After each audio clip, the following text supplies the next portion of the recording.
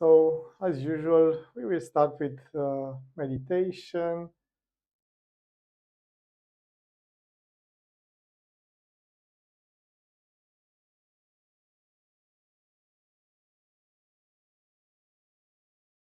And then we will see the subject of today's lesson. Hello, Marie Claire.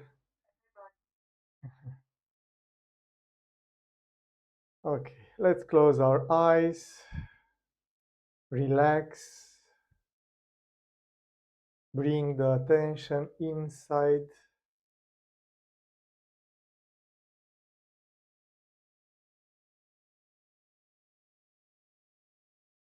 keeping the mind calm without thoughts, being aware of what we feel, sensations, energies, thoughts, emotions, keeping the mind into the here and now. We bring our palms together in Anjali Mudra, this attitude that focus our awareness in the middle of the chest, a little to the right, that place that we point to when we say I, and from there we embrace everything with love, kindness, and compassion. We offer our meditation to the benefit of all sentient beings.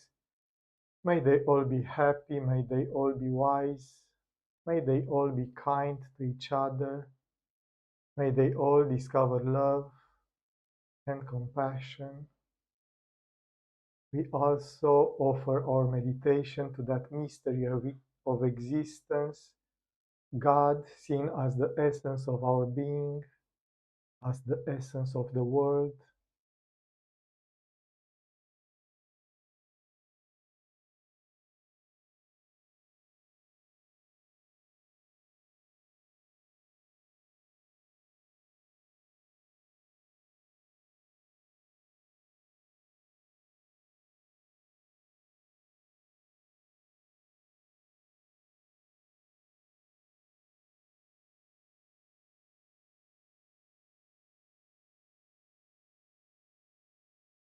Keeping these beautiful aspirations in our heart, we start now the warming exercises, first with the rotation of the head, letting the chin to the chest. We rotate the head to the right, slowly with awareness.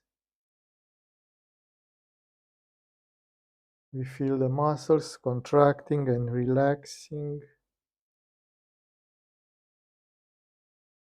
in the rhythm of our movement.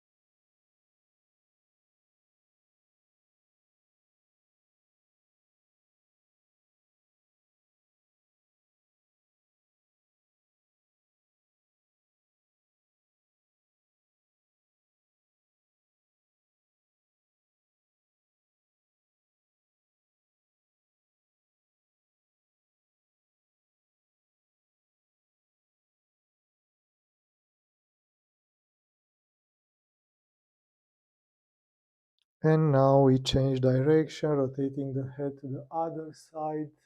Again, slowly with awareness, feeling that gentle contraction and relaxation of the muscles in the neck.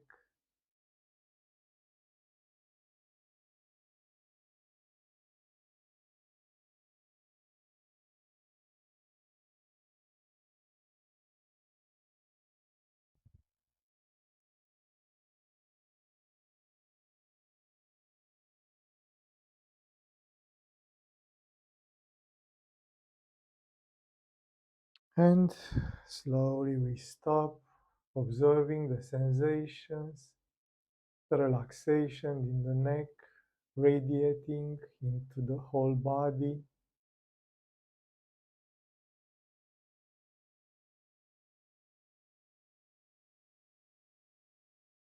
We continue now with the rotation of the shoulders up to the back, opening the chest, down to the front.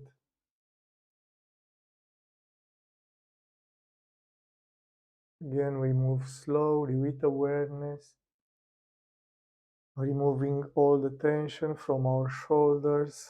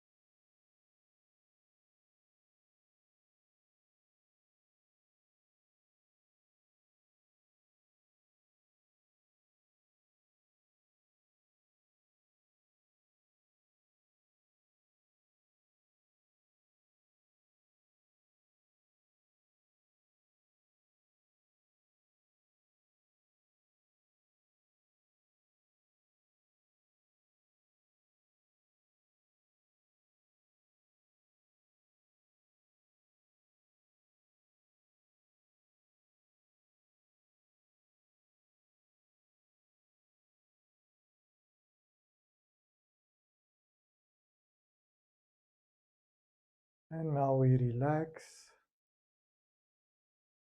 observing the sensations, the way we feel, the way we are.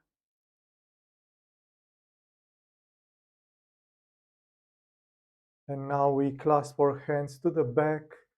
When we exhale, we bend forward, bringing the hands to the front. When we inhale, we get back.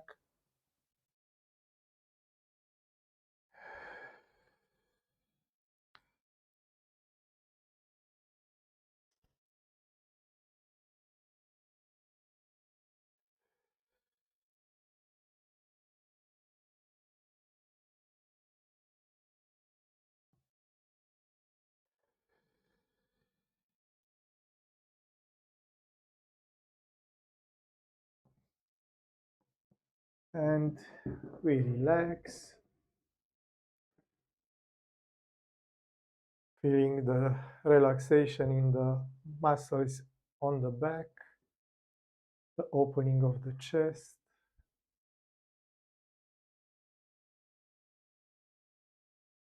We continue with the stretching to the side. We inhale, raise the hand. Exhale, stretch to the side.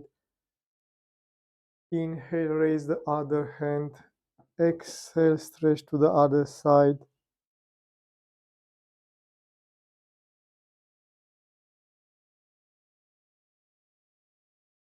Without forcing it, the way we do it is like in the morning after a good night's sleep when we stretch with that pleasant intensity.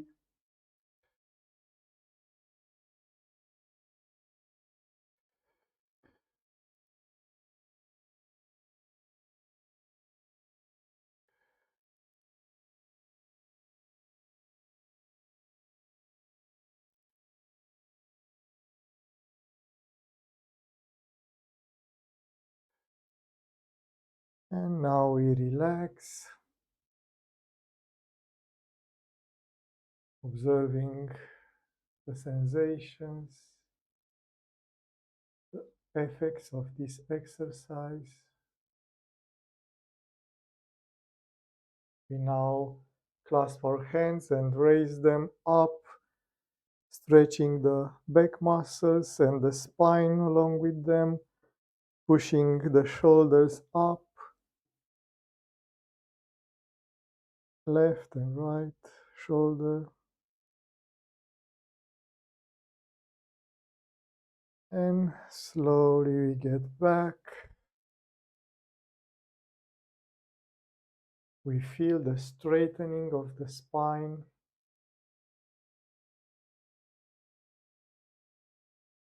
And we continue now with the twisting of the spine to the left and then to the right. We stretch a little.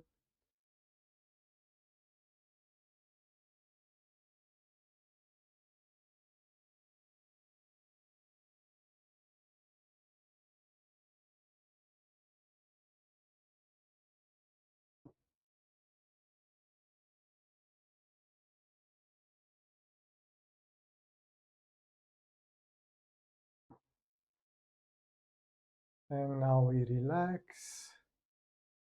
And we will do the last warming exercise, twisting and bending. When we exhale, we get the right shoulder to the left knee, then the left shoulder to the right knee.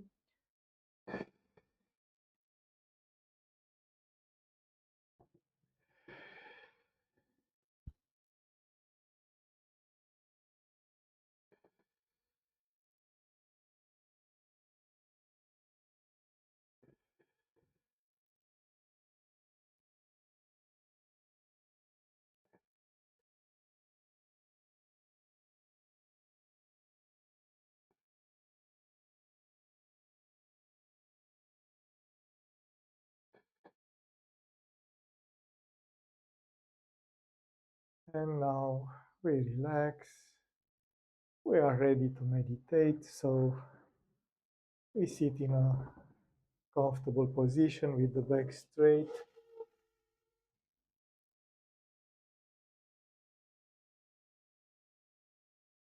We find that inner balance between the firmness of the pose and relaxation so that we can remain still for a long period of time, transforming the stillness of the body into the stillness of the mind.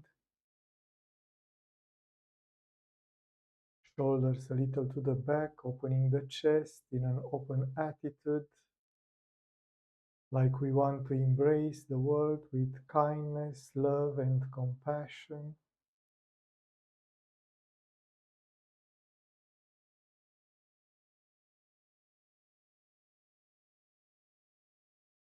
We focus our awareness in the middle of the chest, a little to the right, that place that we point to and we say I, and we try to keep this centeredness in this portal to the reality of the self.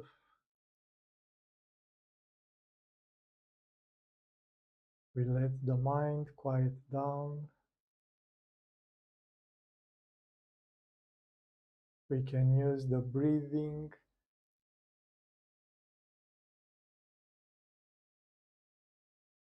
the gentle movement of air to the nostrils,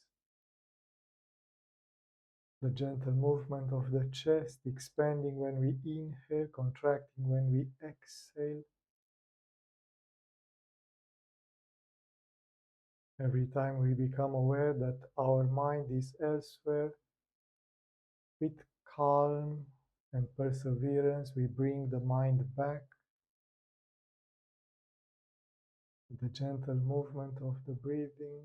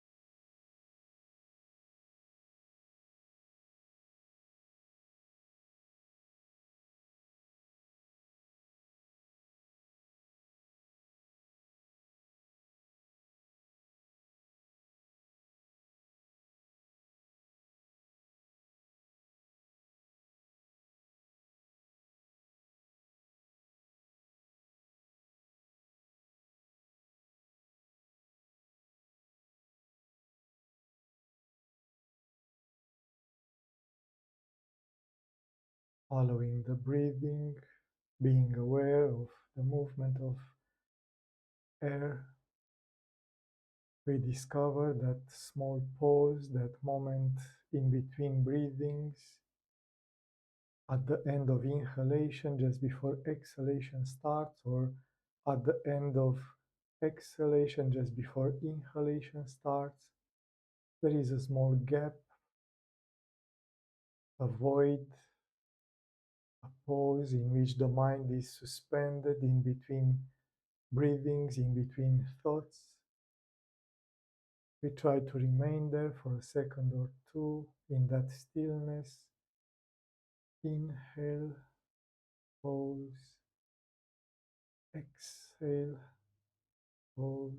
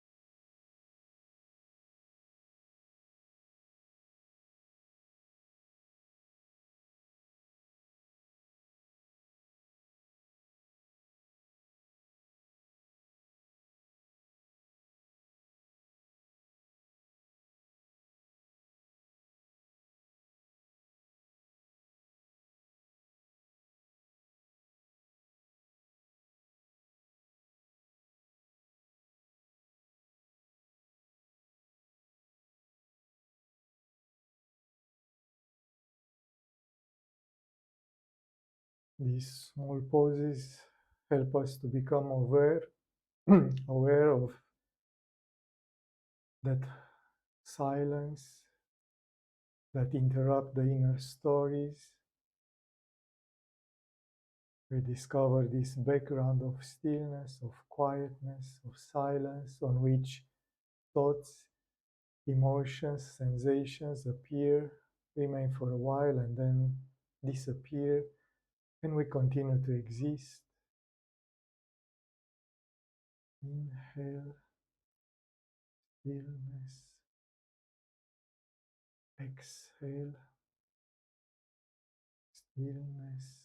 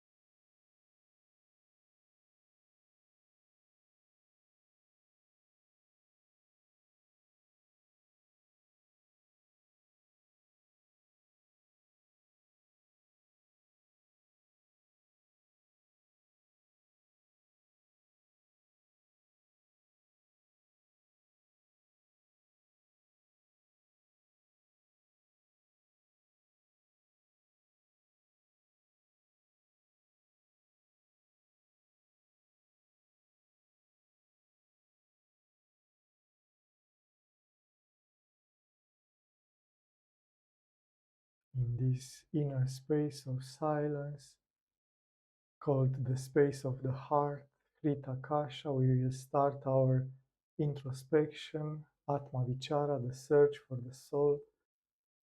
for the self, asking the question, who am I? The mind cannot answer because the answer is the existence itself. So we ask the question, we are the answer. Who am I? We can use everything that appears in our awareness to get back to this I am feeling. So when thoughts appear, we just ask ourselves, who is the one thinking me? Who am I? When emotions appear, positive or not so positive, who is the one experiencing these emotions? Me. Who am I? And when sensations in the body arise, pleasant or not so pleasant, who is the one feeling these sensations? Me. Who am I? In this way, we get back again and again to this I am feeling, that answer to the question. I am, that becomes a tremor of the heart, a vibrating light so intense that we can just surrender, being without being something or someone, pure existence, pure consciousness, pure bliss.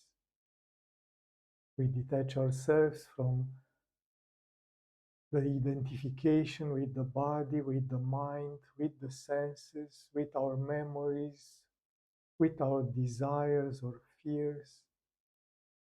Who am I beyond all this? We ask the question, we are the answer. We are consciousness and bliss without form. We are pure, infinite, eternal. We are.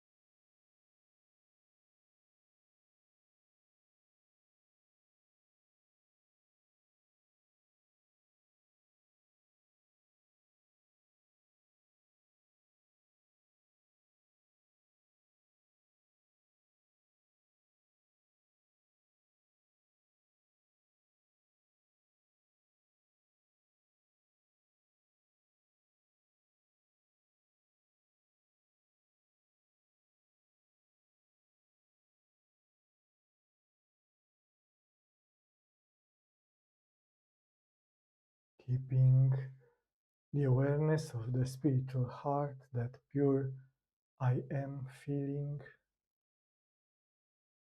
Gradually we enter in contact with the external world, slowly, gently opening the eyes and keeping the awareness in the heart. And so for a few moments we realize Shambhavi Mudra, seeing without seeing, or seeing with the heart.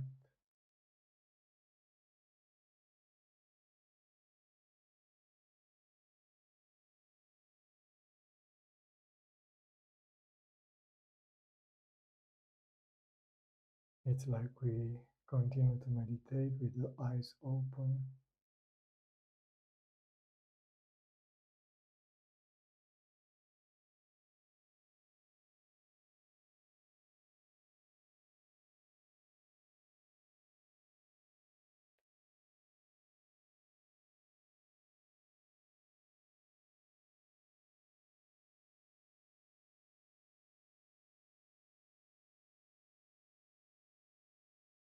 And now we conclude our meditation,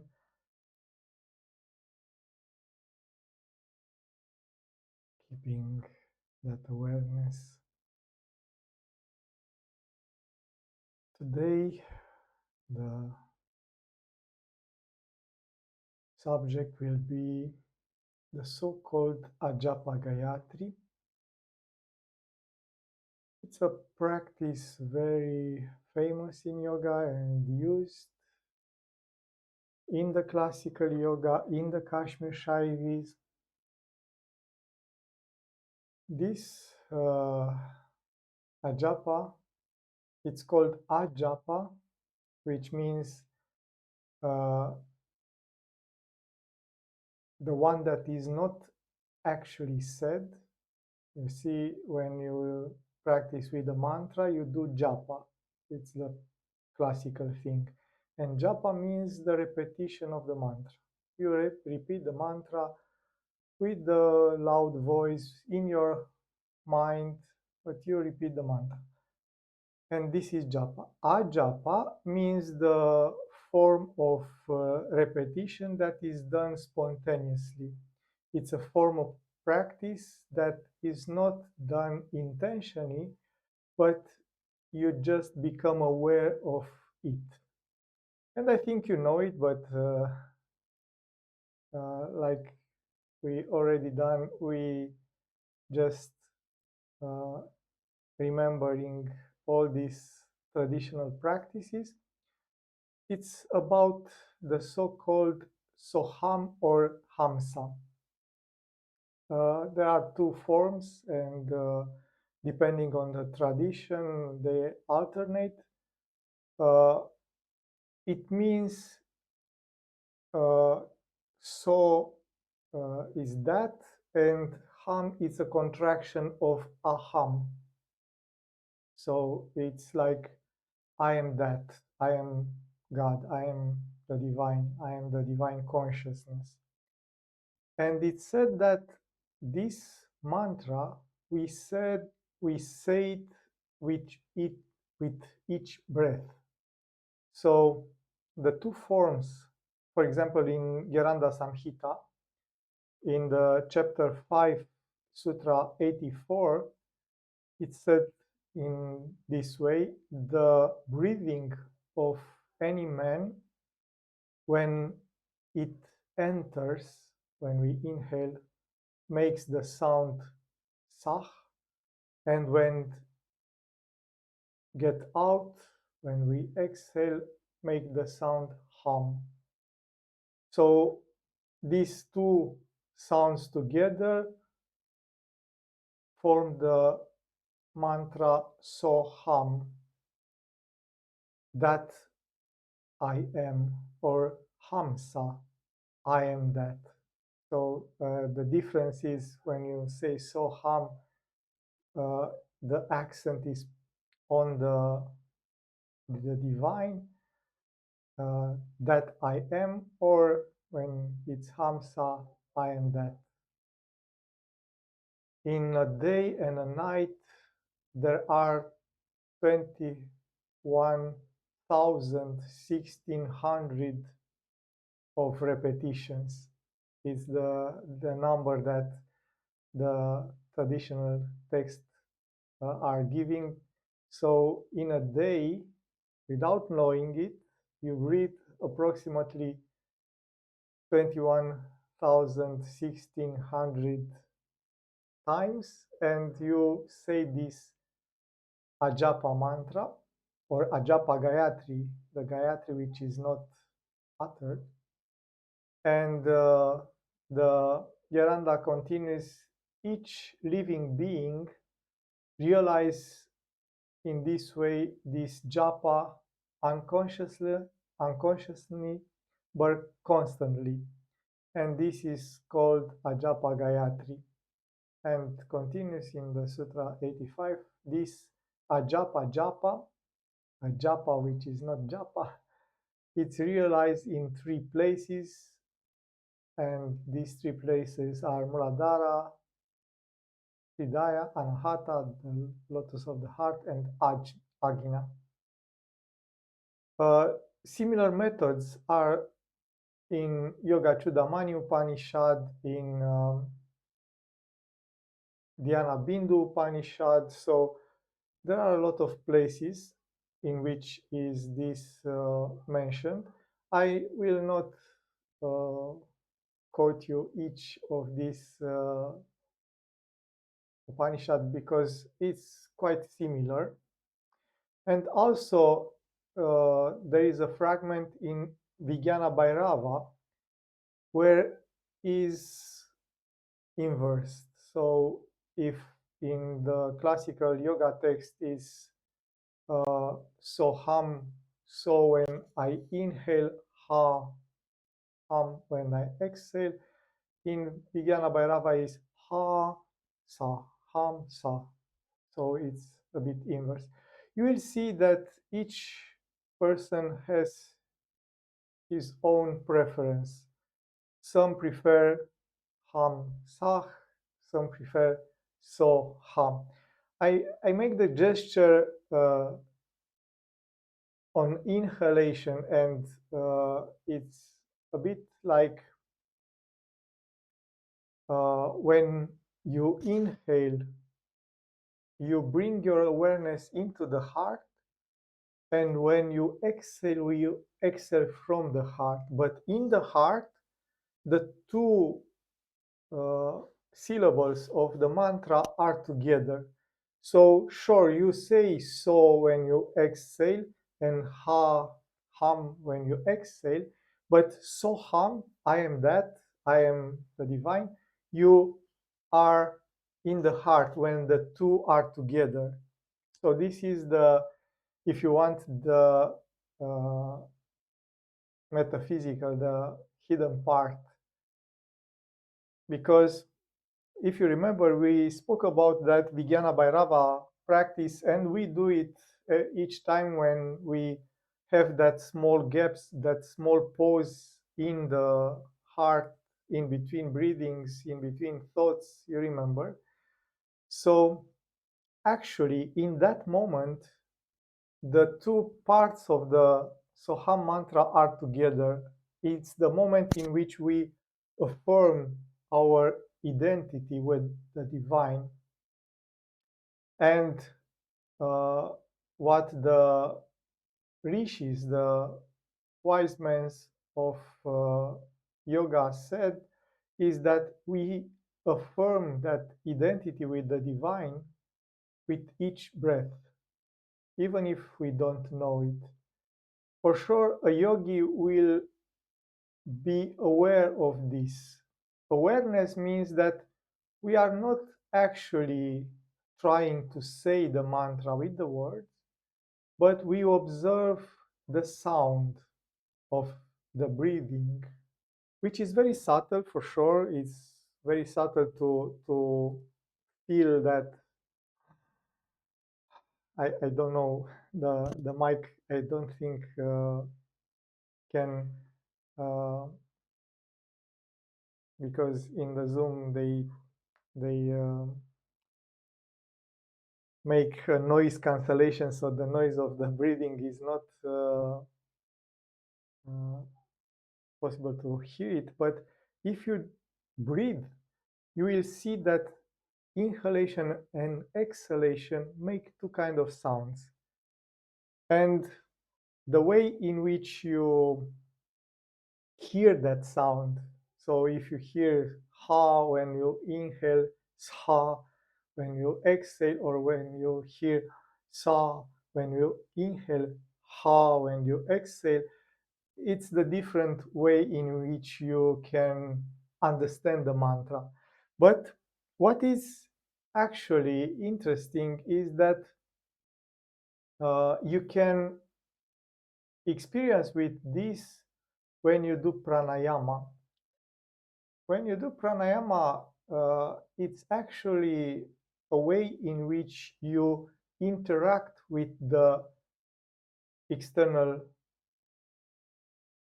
medium, let's say, with the external world, because the breathing is actually bringing something from the outside in and then giving something from the inside out. Yeah, we don't think about too much of about breathing, but imagine when you inhale, we bring the oxygen and nitrogen and carbon dioxide and other gas into the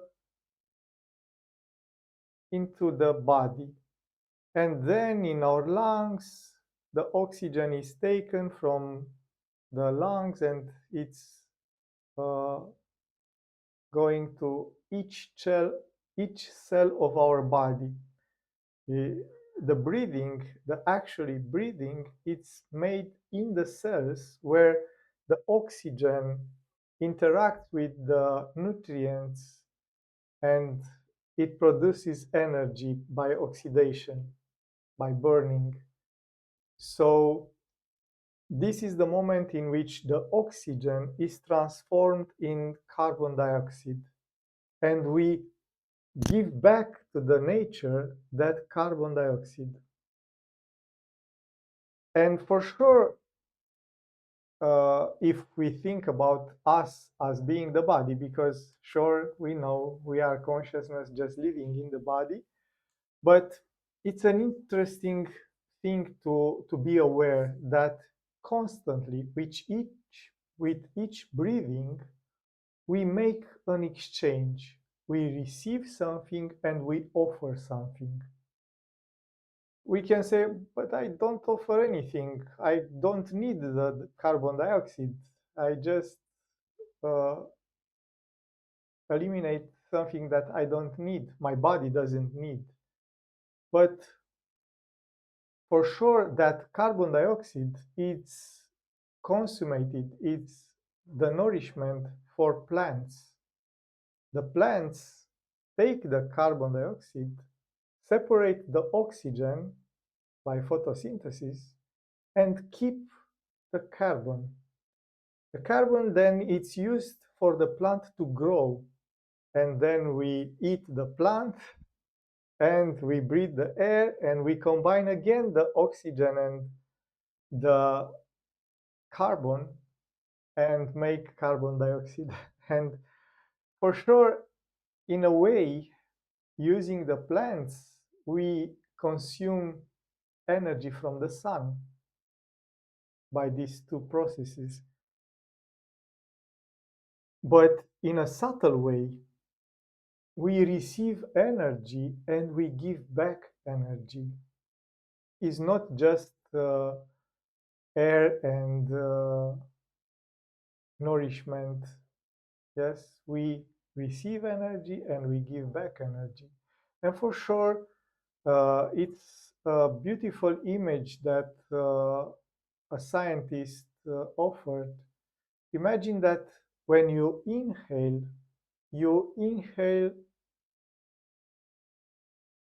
a very big number of atoms of oxygen, nitrogen, and so on. And because the oxygen and the nitrogen are not created, they are already there. They are already there from the beginning of the earth. Yes. So imagine that an atom of your inhalation was at some point in the chest of every being that existed on earth. Uh, and not just humans, animals, plants, so on and so forth. And because the air circulates around the globe, we inhale air that was in the lungs of each and every living being on planet Earth.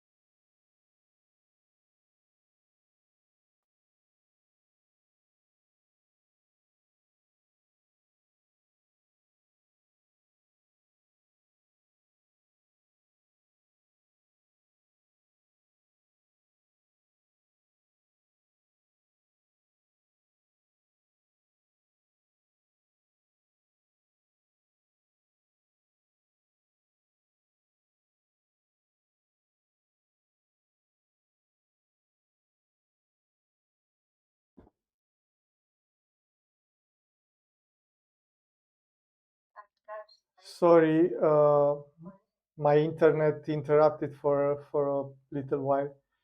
Uh, yes. Yeah, my internet just interrupted for a moment. I don't know what was the last thing that you heard.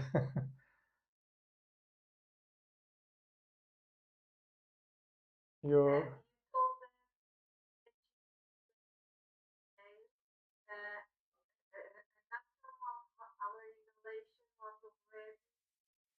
Yes, yes, yes, yes, yes, yes. Was yes in each being. So imagine that Ramana Maharshi inhaled a atom of the air that you inhale. It's a very beautiful image to understand that we are together on this planet Earth. We are not separated, but because we actually give to each other oxygen and carbon dioxide through the plants, because all this exists from the beginning of times.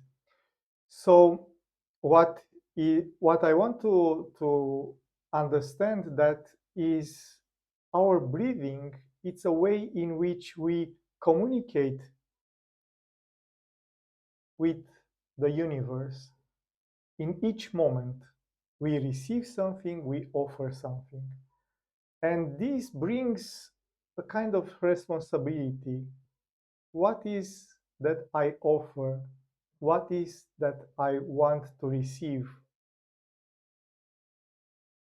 And it's a way to practice pranayama in which you imagine that when you inhale, you bring the universe into your heart, and when you exhale, you offer yourselves to the universe. Or, sure, you can imagine then when you inhale, you bring the divine consciousness into your heart, and when you exhale, you offer yourselves to the divine consciousness. But you see, in this ajapa gayatri, when we speak about ajapa japa, it's about when you inhale, you bring God into your heart, and when you exhale, you offer yourself to God. But in the same time, in your heart, God and you are together, you are merged. And this is a very beautiful metaphor that you can be aware of with each breathing. And this is the it's like a way of being aware that can get you to a very deep kind of meditation, this Soham. For sure, when Ramana Maharshi is asked about it, he says that it's not about saying Soham, because some people are just uh, interpreting this. I have to say Soham, Soham, Soham, Soham. I am God, I am that. It's like very similar with Aham Brahma Asmi, I am Brahman, which is one of the classical Vedantic sayings, or Tatvam Asi, that I am, which is the same Soham and Hamsa. And sure, Ramana says it's not about saying with loud voice Soham, Soham, but means to understand that each breathing it's about I am God. I am one with God. Or God is my nature. God is my true nature. Because again, Hamsa and Soham, uh, depending on the way in which you want to see this. So without understanding the real signification of this, says Ramana, it's just about like a parrot that just say words without having the meaning. And he says that for this you have to close your mouth. Ramana is very funny in this way. He says, to understand the meaning of Soham, you have to close your mouth. So without speaking the mantra, just hearing this spontaneous sound of the mantra. And sure, it's a very simple way, you can say it's something very simple, but you can use it every time your mind is not stable and not focused. Because sure, Ramana says don't say it, but in your mind you can define, so it's the divine that I bring in my heart. It's my consciousness uniting with that divine. And you can hear that Soham, Soham, Soham, so hum, so hum. Again, it's not just saying it, so hum. Or again, hum, sah, hum, sa. We will practice it next time. I I thought about it about starting with the presentation and then do the meditation today, but I think it's better to stay with you for a week. This idea. Remember, remember it when you meditate or when you sit for a while, because it's a practice that you can do without the formality of meditation. So you have to wait for someone in a park, and you can, with the eyes open, feel the breathing, and so I am, or God, I am, or Sah, I am that, I am the divine. Each moment that you have at your disposition can become an awareness of this affirmation of your identity with the divine consciousness, and this awareness that your breathing is affirming this awareness. which can take you to a very beautiful experience in which uh, using also that understanding that the breathing is the way in which you actually take part in the life of the universe. Yes, you inhale and bring into your being all the things that happens around you, and then you exhale and offer something to the universe around you.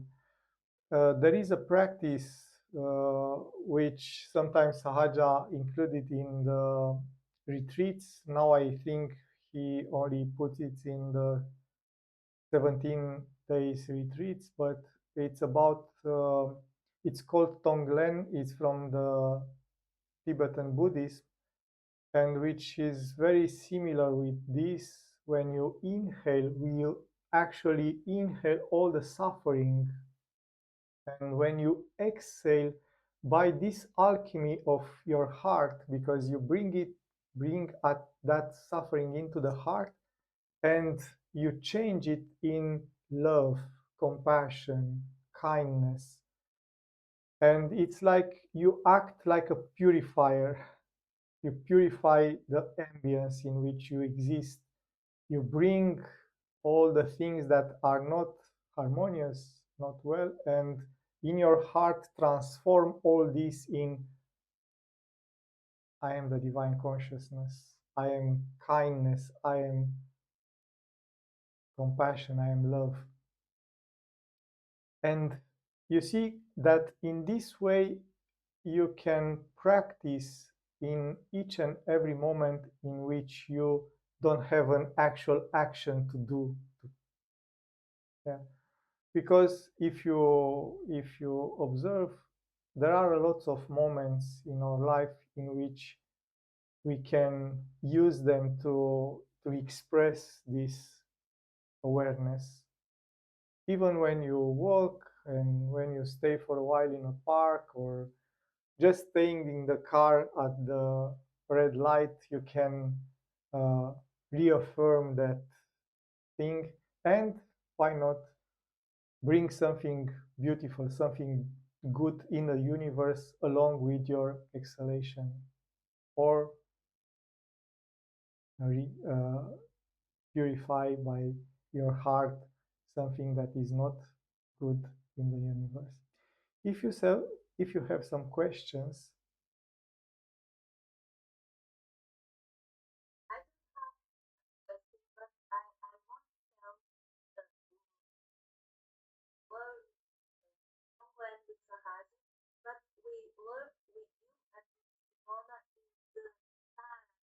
yes, yes, yes, yes, yes, yes.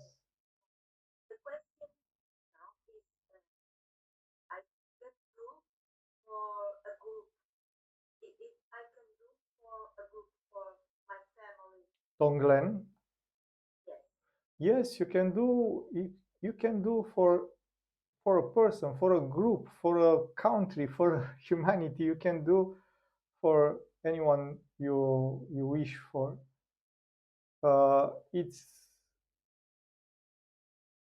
It's working, I say, in two ways. In a way, it helps your family to diminish the suffering, but for sure, you see, uh, don't expect that they will know it, or uh, because sometimes you see when the karma is very difficult, they generate new suffering. So even if you try to diminish the suffering now, if they don't have an understanding and transform themselves, then they will suffer again. They will create new circumstances that create suffering. So uh, I tell you this to just to have this compassion that you offer them a moment of um or a possibility to understand that life can be without suffering. But then it's about them to make something of that moment, to make some steps to help themselves, because you cannot do what they don't do, you know. So sure, it's a good thing to try to alleviate the suffering, to diminish the suffering, and do this. And it's a good thing also for you, because you, by doing this, you have a better understanding of their suffering. It's not just is not just I take the suffering and I give back that. It's actually give you a deeper understanding of the reasons, of the causes of their suffering.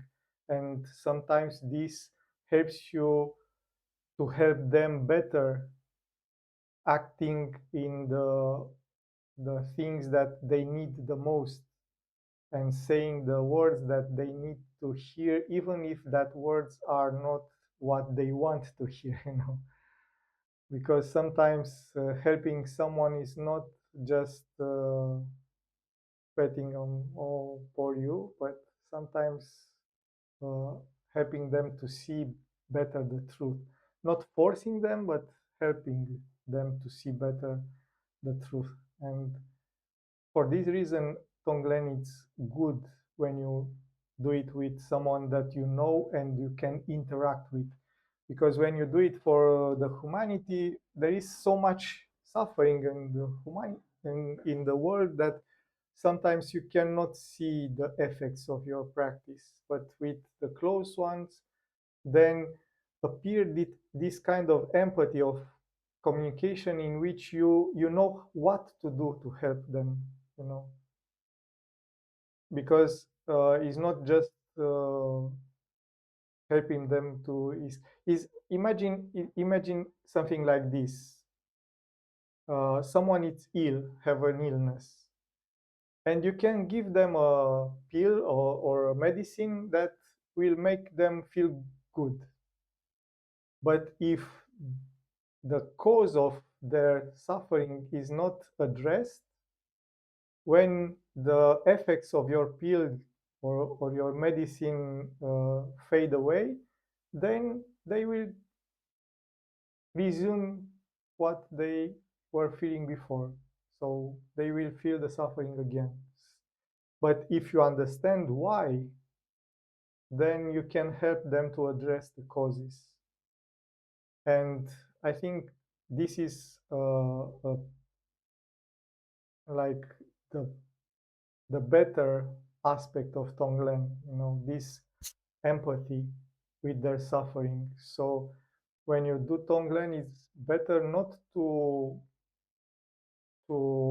drown the suffering in the joy of the compassion, but to actually pay attention why they suffering, and bring that understanding, because compassion, it's about, and Tara, for that matter, it's about this kind of uh, understanding the root causes.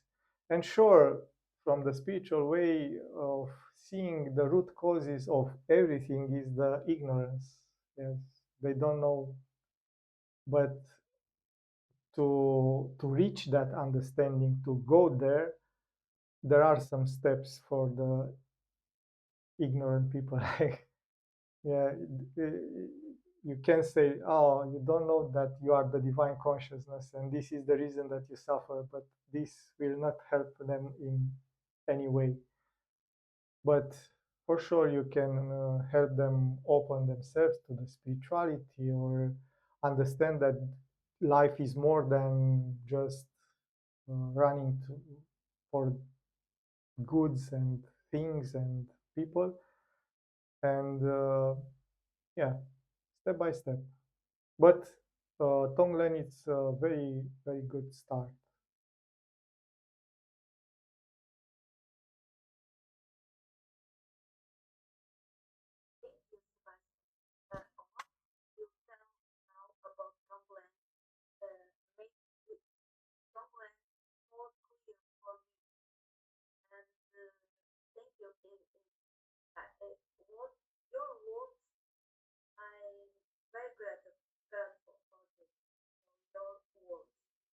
Thank you.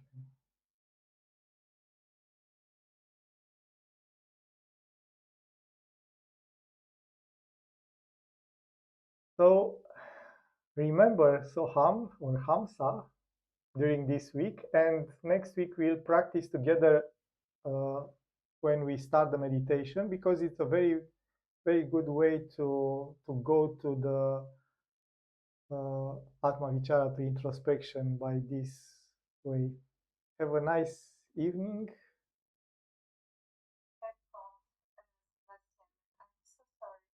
Sure, but you will practice. Thank you.